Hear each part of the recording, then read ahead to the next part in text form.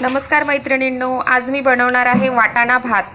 तर त्यासाठी मी इथे थोडे तांदूळ घेतलेले आहे, कांदा आणि मिरची घेतलेली आहे, टोमॅटो घेतलेले आहे, तमालपत्र, लवंग, मिरे आणि मोठी विलायची घेतलेली आहे, अद्रक लसणची पेस्ट घेतलेली आहे। तर चला, इकडे पाणी गरम करायला ठेवलेले आहे आणि आता मी गंजामध्ये बनवणार आहे वाटाणा भात। मैत्रिणींनो, गंजामध्ये इथे तेल गरम झालेलं आहे, त्यामध्ये मी टाकणार आहे थोडीशी मोहरी,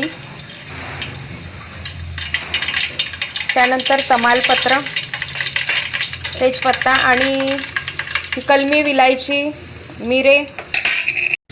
ते छान झाल्यानंतर त्यानंतर मी यामध्ये अद्रक लसूणची पेस्ट घालणार आहे आणि हा कांदा आणि मिरची जी चिरून घेतलेली आहे हे यामध्ये घालणार आहे। अद्रक लसूण आणि कांदा छान परतून झालेला आहे, त्यानंतर मी यामध्ये घालणार आहे टोमॅटो थोडे जाडच चिरून घेतलेले आहे आणि ते छान होऊ द्यायचे व्यवस्थित।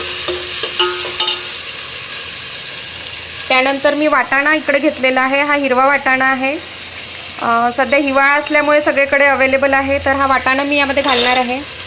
यामध्ये तुम्हाला जर आवडत असेल तुम्ही बटाटे सुद्धा घालू शकता, पण मी वाटाणाच भरपूर घातलेला आहे। त्यानंतर मैत्रिणींनो, मी यामध्ये हळद घालणार आहे, चवीपुरतं तिखट, तुम्हाला जशी चव आवडते, जास्त तिखट आवडत असेल तर तुम्ही तिखट, मी थोड्या 2-4 यामध्ये मिरच्याही घातलेल्या होत्या।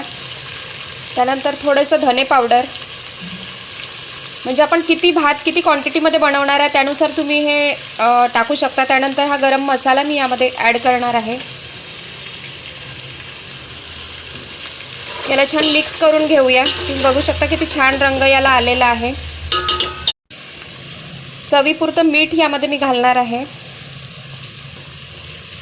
त्यानंतर याला छान मिक्स करून घेऊया आणि हे धुवून ठेवलेले जे तांदूळ आहे हे यामध्ये आपल्याला या मसाल्यामध्ये ॲड करायचे आणि छान भाजून घ्यायचे आहे। मसाल्यामध्ये हे छान तांदूळ आपण भाजून घेतलेले आहे आणि त्यानंतर मी गरम पाणी करून ठेवलेलं होतं, ते अंदाजानुसार हे गरम पाणी यामध्ये आपल्याला सोडायचं आहे। त्यानंतर मी थोडासा लिंबू यामध्ये मी पिळणार आहे, त्यामुळे भात छान मोकळा होतो आणि चवेलाही छान वाटतो। तर मी थोडासा लिंबूचा रस यामध्ये घातलेला आहे आणि आता आपण याला झाकून घेऊ। तर मैत्रिणींनो, अशा प्रकारे आपला हा वाटाणा भात रेडी आहे, गरमागरम कढी आणि वाटाणा भात।